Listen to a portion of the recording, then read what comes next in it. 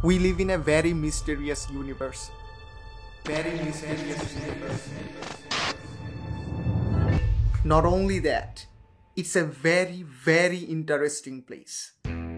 For example carbon, hydrogen, oxygen আর সোডিয়ামের তৈরি এই দলাটার নাম হচ্ছে সাবান। সাবান আমি যেখানে ঘষতেছি সেটা মোস্টলি হাইড্রোজেন, অক্সিজেন, কার্বন আর লিটল বিট অফ নাইট্রোজেন পরমাণু দ্বারা তৈরি, আর সেটার নাম হচ্ছে মানব দেহ। তারপর যে বস্তুটা শরীরে ঢালতেছি সে হাইড্রোজেন আর অক্সিজেনের তৈরি, আর তার নাম হচ্ছে পানি। তারপর গোসল শেষে রোদ লাগাচ্ছি, 150 মিলিয়ন কিলোমিটার দূর থেকে যে বস্তুটা রোদ দিচ্ছে সে মোস্টলি হাইড্রোজেন আর হিলিয়ামের তৈরি, যার কেন্দ্রে এক্সট্রিম টেম্পারেচারে হাইড্রোজেন হিলিয়ামের থার্মোনিউক্লিয়ার ফিউশন হইতে থাকে। ইউনিভার্স ব্যাপী সিমিলার কাজটা যারা করে তাদের সবাইকে আমরা নাম দিছি তারা, আর আমাদের সবচেয়ে নিকটবর্তী তারাটার নাম দিছি আমরা সূর্য। You get the basic idea. আমার ফোন, ইনহেলার, ক্যামেরা সহ ইউনিভার্সের যাবতীয় সবকিছু পরমাণু দ্বারা তৈরি। কিন্তু ইউনিভার্স ইনফিনিট নাকি ফাইনাইট সেটা এখন পর্যন্ত কেউ ফিগার আউট করতে পারে নাই।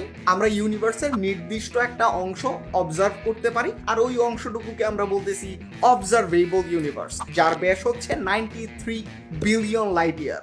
আর আমাদের এই পুরো অবজারভেবল ইউনিভার্সে এস্টিমেটেড পরমাণুর সংখ্যা হচ্ছে, ওয়েট এ মিনিট, ছোট্ট একটা পৃথিবীর বুকে চলাফেরা করতে থাকা ছোট্ট ছোট্ট মানুষের ছোট্ট এই মাথা, এই ছোট্ট ব্রেইন পুরো অবজারভেবল ইউনিভার্সে কতগুলা পরমাণু আছে সেটা ফিগার আউট করবে। How is that even possible? আর যদি পসিবল হয় তাইলে সেই সংখ্যাটাই বা কত বড়? We are about to find out. আমার একটা প্রিভিয়াস এপিসোডে আমি এস্টিমেট করে দেখাইছিলাম আমার এই এমটি লুকিং গ্লাসটাতেও 0.5096 গ্রাম বাতাস আছে, মানে হাফ গ্রাম বাতাস। আর ওই হাফ গ্রাম বাতাসের মধ্যেই 21 সেক্সটিলিয়ন পরমাণু আছে। আর ওই গ্লাসটা যদি বাতাসের পরিবর্তে লোহা দ্বারা পরিপূর্ণ হইতো, মানে ওই সমান আয়তনের লোহা যদি আমরা নিই, তাইলে ওইখানে লোহা থাকবে 3.24 কেজি, আর ওইটুকু লোহায় পরমাণু থাকবে 34.9 সেপ্টিলিয়ন। আপনি যদি প্রতি সেকেন্ডে 10টা করে পরমাণু গুনতে থাকেন, তাইলে ওই পরমাণুগুলা গুইনা শেষ করতে আপনার সময় লাগবে 110.7 কোয়াড্রিলিয়ন বছর। How long is that period? Let's say এই কাঠিটার এক প্রান্তে হচ্ছে বিগ ব্যাং, অপর প্রান্তে হচ্ছে প্রেজেন্ট ডে, মানে ইউনিভার্সের পুরা 13.8 বিলিয়ন বছরের হিস্ট্রি এই কাঠিটা রিপ্রেজেন্ট করে। আর 110.7 কোয়াড্রিলিয়ন বছর রিপ্রেজেন্ট করাইতে এইরকম 8 মিলিয়ন কাঠি লাগবে, যার মানে দাঁড়াচ্ছে প্রতি সেকেন্ডে 10টা করে পরমাণু গুনলেও 3.24 কেজি লোহার পরমাণুগুলা গুইনা শেষ করতে করতে ইউনিভার্সের হিস্ট্রি 8 মিলিয়ন বার রিপিট করা যাবে। This number is just mind bending, too vast to comprehend. আর আপনার যদি এখনো মনে হয় আপনি এটা হ্যান্ডেল করতে পারবেন, তাইলে let's go deeper, I mean literally ডিপার।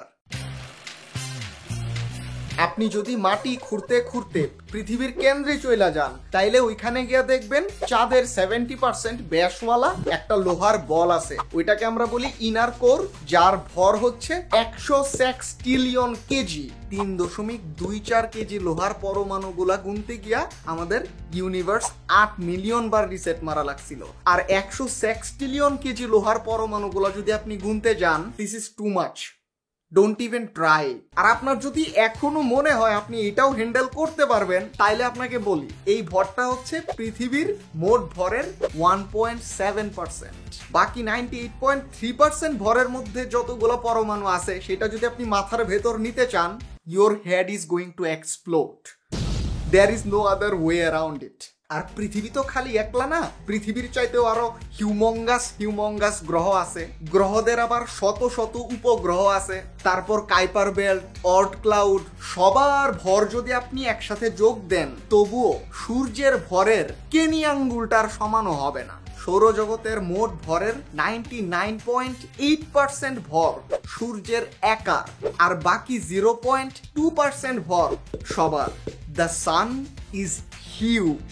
সে খুবই শক্ত একটা হাগ দিয়া পৃথিবীকে ধইরা গোল গোল ঘুরাচ্ছে, আর একটা বস্তুকে গোল গোল ঘুরাইলে তার বাইরের দিকে ছিটকে যাওয়ার একটা প্রবণতা কাজ করে। এই শক্ত হাগের ফ্যান্সি সাইন্টিফিক নাম হচ্ছে গ্র্যাভিটি, আর বাইরের দিকে ছিটকে যাওয়ার প্রবণতাটার ফ্যান্সি সাইন্টিফিক নাম হচ্ছে সেন্ট্রিফিউগাল ফোর্স। এই দুইটাকে নিয়ে আপনি কাজ করলে সূর্যের ভর ক্যালকুলেট করতে পারবেন। That's a whole another story, অন্য একদিন এক্সপ্লোর করব। আর সূর্যে পরমাণুর সংখ্যা কিভাবে এস্টিমেট করতে হবে সেটা বোঝার জন্য আমার এই প্রিভিয়াস ভিডিওটা দেখতে পারেন। Check this out if you haven't already. তো সূর্যের ভর 1.98 কেজি, আর এইটুকু ভরের মধ্যে পরমাণু আছে অ্যারাউন্ড 10⁵ আর সূর্য হচ্ছে একটা টিপিক্যাল তারা। সূর্যের চাইতেও অনেক বড় বড় তারা আছে, সূর্যের চাইতেও অনেক ছোট ছোট তারা আছে। আপনি যদি ছোট তারা বড় তারা দুইটারে এভারেজ করে ক্যান্সেল আউট করে দেন, তাইলে টিপিক্যাল তারার ভর বা টিপিক্যাল তারায় কতগুলা পরমাণু থাকে সেটা ধরে আমরা আগাইলেই ইউনিভার্সে কতগুলা পরমাণু আছে তার একটা মোটামুটি এস্টিমেশন দাঁড় করাইতে পারবো। But before I get into that, আপনাকে ছোট্ট একটা স্টোরি বলি। ধরেন আপনার বিস্কিট ফ্যাক্টরি থেকে অনেকগুলা ট্রাক বের হয়েছে, প্রতিটা ট্রাকে অনেকগুলা কার্টুন আছে, প্রতিটা কার্টুনে অনেকগুলা বিস্কিটের প্যাকেট আছে এবং প্রতিটা প্যাকেটে অনেকগুলা বিস্কিট আছে। এখন আপনি যদি ট্রাক সংখ্যা, প্রতি ট্রাকে কার্টুন সংখ্যা, প্রতি কার্টুনে প্যাকেট সংখ্যা এবং প্রতি প্যাকেটে বিস্কিটের সংখ্যা জানেন, তাইলে টোটাল কতগুলা বিস্কিট আপনার ফ্যাক্টরি থেকে বের হইলো সেটা আপনি ফিগার আউট করতে পারবেন। এক্স্যাক্ট সেম ওয়েতে ইউনিভার্সে কতগুলা পরমাণু আছে সেটাও ফিগার আউট করা যায়।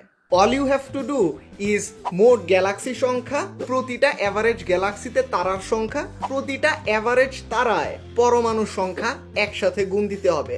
উই গেট 10⁸ এতটি পরমাণু আছে আমাদের অবজারভেবল ইউনিভার্সে। নাও অফকোর্স এটা 100% অ্যাকিউরেট কখনোই না।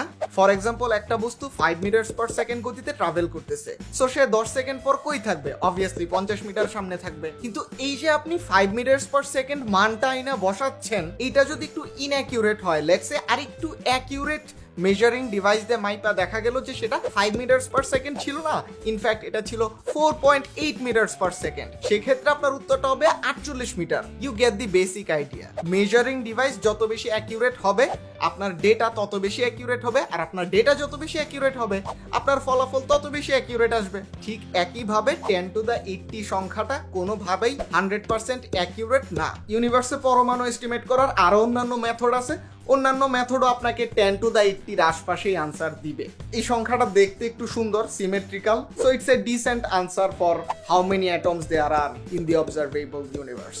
একের পর 80টা শূন্য, which is just off the scale, unimaginably big, unfathomably big।